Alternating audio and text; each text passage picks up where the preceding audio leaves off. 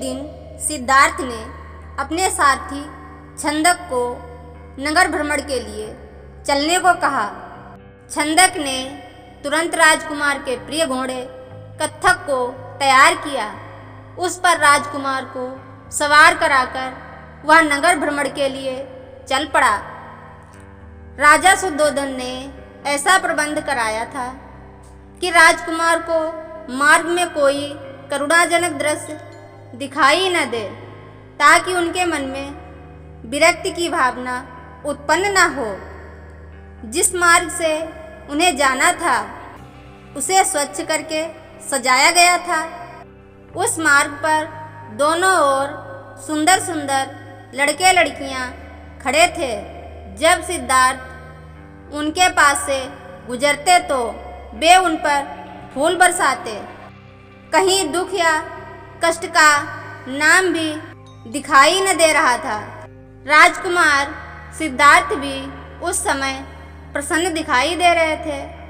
एकाएक उनकी दृष्टि कहीं दूर उठ गई।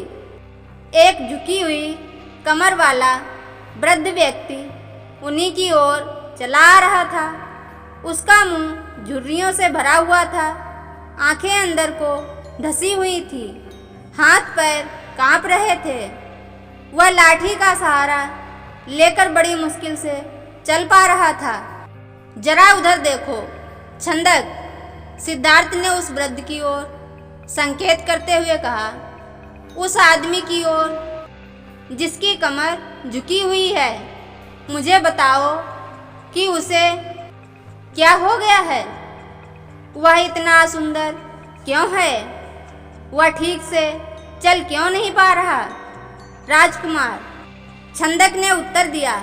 वह व्यक्ति बूढ़ा हो गया है। उसकी आयु अधिक हो गई है। अधिक आयु हो जाने पर व्यक्ति ऐसा ही हो जाता है। तो क्या आयु अधिक हो जाने पर मैं और यशोधरा भी ऐसे ही हो जाएंगे? सिद्धार्थ ने चिंतित स्वर में पूछा। हम भी बूढ़े हो जाएंगे, हम भी असुंदर हो जाएंगे, हम भी ठीक से नहीं चल पाएंगे। सच यही है राजकुमार, छंदक ने उत्तर दिया।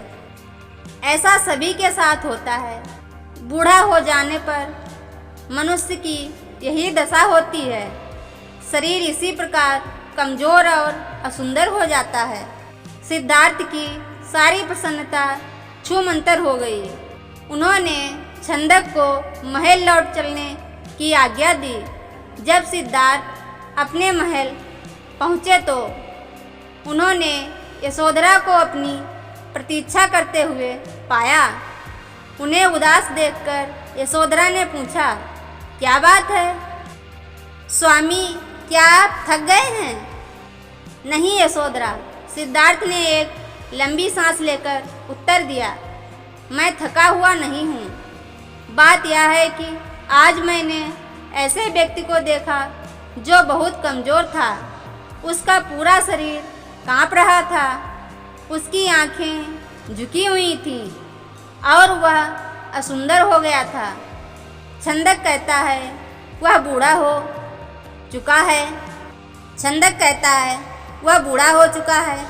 बूढ़ा हो जाने पर ऐसा ही होता है। यह देखकर मेरा मन उदास हो गया। इस प्रकार तो मेरी दशा भी आगे चलकर ऐसी ही हो जाएगी। यशोधरा ने कहा, आप व्यर्थ ही दुखी हो रहे हैं। छोड़िए इस बात को, आप अपने मनोरंजन कक्ष में जाइए। पिताजी ने आपके मनोरंजन के लिए खास नर्तकी और गायिका को बुलाया है। आप वहां जाकर मनोरंजन कीजिए, आपकी सारी उदासी दूर हो जाएगी। यशोधरा की बात मानकर सिद्धार्थ मनोरंजन कक्ष में चले गए। वहां नर्तकी और गायिका ने अपनी कला का भरपूर प्रदर्शन किया।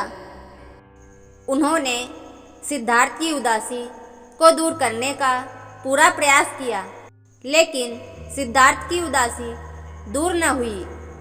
उनकी आंखों के सामने रह रहकर वही वृद्ध व्यक्ति घूम रहा था जिसे उन्होंने मार्ग में देखा था। वह बार बार ये सोच रहे थे कि क्या बूढ़ा होने से बचने का कोई उपाय नहीं है। कुछ दिनों बाद अचानक सिद्धार्थ ने पुनः भ्रमण की इच्छा व्यक्त की। इस बार छंदक एक रथ सजाकर ले आया। रथ पर सवार होकर पुनः नगर की ओर भ्रमण की ओर चल पड़े। इस बार छंदक पूरा प्रयास कर रहा था कि राजकुमार को कोई करुणाजनक दृश्य दिखाई न दे, लेकिन जो होना होता है वह होकर ही रहता है। मार्ग में सिद्धार्थ को एक रोगी व्यक्ति दिखाई दिया। वह रोग के कारण कराह रहा था। सिद्धार्थ ने तत्काल रथ रुकवाया और छंदक से पूछा, इसे क्या हो गया है? यह इस प्रकार कराह क्यों रहा है? राजकुमार, छंदक ने उत्तर दिया, इसे रोग ने घेर रखा है। यह रोग के कष्ट को सह नहीं पा रहा है, इसी कारण कराह रहा है। परंतु इसे रोग ने क्यों घेर लिया? सिद्धार्थ ने आश्चर्य से पूछा। छंदक ने उत्तर दिया, रोग तो बड़े बड़े स्वस्थ व्यक्तियों को भी घेर लेता है, उन्हें भी रुला देता है। इसमें आश्चर्य की कोई बात नहीं है। अपने जीवन काल में कोई न कोई रोग लगभग प्रत्येक व्यक्ति को हो जाता है। ओह! सिद्धार्थ बड़बड़ाए, तो रोग भी मनुष्य को कष्ट पहुंचाते हैं। इनसे भी मनुष्य नहीं बच सकता। मैं भी नहीं बच सकूंगा। जब मुझे भी कोई रोग हो जाएगा तो मैं इसी तरह दर्द से कराऊंगा। छंदक ने रथ को आगे बढ़ाया। थोड़ा आगे चलने पर सिद्धार्थ को एक सब यात्रा जाती हुई दिखाई दी। उन्होंने पूछा, छंदक से प्रश्न किया, यह कैसा दृश्य है? 4 व्यक्ति अपने कंधों पर किसे लेकर जा रहे हैं? इनके पीछे कुछ लोग रोते हुए क्यों जा रहे हैं? राजकुमार, छंदक ने उत्तर दिया, यह व्यक्ति मर गया है। यह चारों इसके संबंधी हैं। ये इसके शव को उठाकर शमशान में ले जा रहे हैं। जो पीछे पीछे रोते हुए जा रहे हैं वे इसके कुटुंब के लोग हैं। शमशान में इस मृतक शरीर को जला दिया जाएगा। यह व्यक्ति मर क्यों गया? सिद्धार्थ ने अगला प्रश्न किया। छंदक ने कहा, मृत्यु इस संसार का एक अटल सत्य है। मृत्यु ने आज तक किसी को नहीं छोड़ा। कोई भी व्यक्ति किसी भी समय मर सकता है। यह सुनकर सिद्धार्थ का दिमाग घूम गया। वह ठंडी सांस लेकर सोचने लगे, क्या इसी को जीवन कहते हैं, जिसमें मनुष्य को तरह तरह के रोग घेर लेते हैं, जिसमें कभी भी मृत्यु का आगमन हो सकता है। मनुष्य जब बूढ़ा हो जाता है तो वह दुर्बल और असहाय हो जाता है। उसके शरीर को जलाकर भस्म कर दिया जाता है। क्या जीवन के इन भयानक दुखों से छुटकारा नहीं मिल सकता? इसका कोई तो उपाय होगा। सिद्धार्थ मन ही मन ऐसा सोच रहे थे कि तभी उन्हें एक सन्यासी दिखाई दिया। उसने भगवा वेश धारण कर रखा था। साधना और तपस्या के कारण उसका मुखमंडल चमक रहा था। उसके होंठ मुस्कुरा रहे थे। सिद्धार्थ को वह संसार का सबसे प्रसन्न व्यक्ति दिखाई दिया।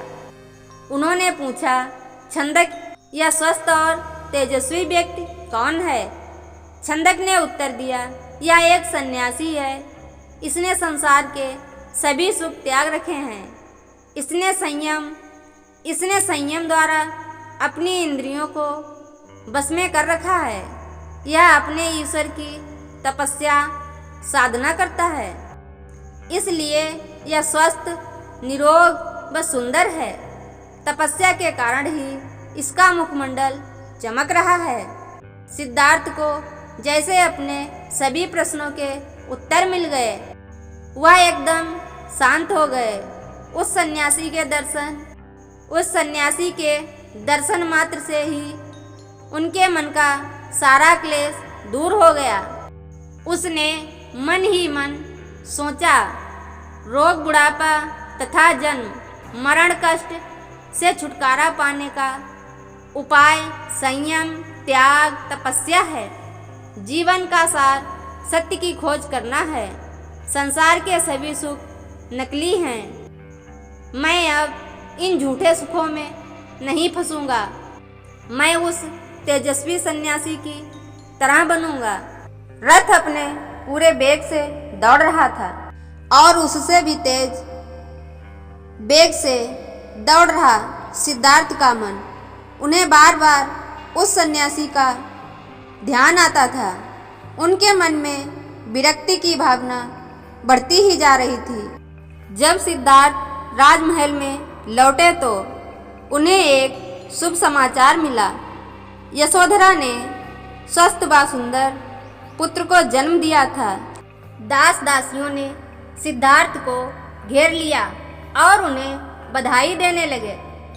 उन्हें यह आशा थी कि सिद्धार्थ से उन्हें पुरस्कार मिलेगा, लेकिन सिद्धार्थ पर इस शुभ सूचना का कोई प्रभाव दिखाई न दिया। चारों ओर हर्ष का सागर लहरा रहा था। पूरे राजमहल में बधाइयों के स्वर गूंज रहे थे।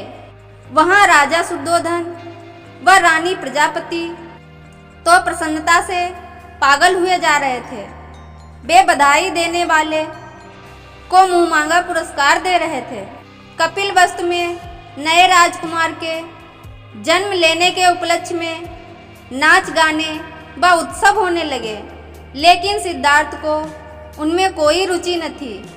वह उदास अपने भवन में घूम रहे थे। उनके मन में संघर्ष चल रहा था। वो किसी भी उत्सव में सम्मिलित नहीं हुए। अपने नवजात पुत्र से भी मिलकर सिद्धार्थ को प्रसन्नता न हुई। उनका मन सब कुछ त्याग कर शांति व सत्य की खोज करना चाहता था। एक रात आषाढ़ की पूर्णिमा का चंद्रमा पृथ्वी पर अपनी शीतल चांदनी बिखेर रहा था। राजभवन में यशोधरा अपने पुत्र को छाती से लिपटाए सुख की निद्रा सो रही थी। दासियां भी अपना कार्य समाप्त करके गहरी निद्रा का आनंद ले रही थी। सिद्धार्थ अपने बिस्तर से एकाएक उठ खड़े हुए और भवन से बाहर चले गए। भवन से बाहर निकलकर वह सहसा ठिठके। उनके मन में एक बार यशोधरा व राहुल को देखने की इच्छा उत्पन्न हुई। वह वापस जाने के लिए मुड़े, परंतु जिस प्रकार कोई सर्प अपनी केचुली को उतारकर उसकी ओर नहीं देखता, वैसे ही सिद्धार्थ ने भी अपने मोह को एक ही झटके से त्याग दिया। धीरे धीरे चलते हुए सिद्धार्थ वहाँ जा पहुँचे जहाँ उनका सारथी छंदक सो रहा था। सिद्धार्थ ने उसे जगाया। छंदक ने चौंक कर अपनी आंखें खोली। वहाँ निकट बंधे कत्थक ने भी हिनहिना कर सिद्धार्थ की ओर देखा। छंदक ने नम्रता से और आश्चर्य से कहा, राजकुमार, और यहाँ, वह भी रात के इस समय? सब कुछ ठीक तो है ना? छंदक, सिद्धार्थ ने आदेश दिया, तुरंत रथ तैयार करो। मैं इसी समय राजभवन से बाहर जाना चाहता हूँ। छंदक ने ध्यानपूर्वक सिद्धार्थ की ओर देखा। वह कुछ पूछना चाहता था, परंतु पूछने का साहस न कर सका। रथ को तैयार करके वह सिद्धार्थ के निकट ले आया। सिद्धार्थ रथ पर सवार हुए तथा छंदक को नगर से बाहर वन की ओर चलने के लिए कहा।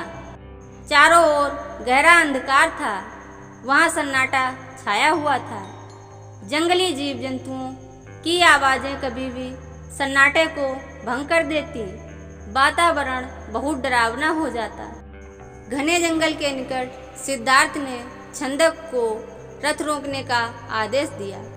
रथ रुकते ही सिद्धार्थ नीचे उतर आए।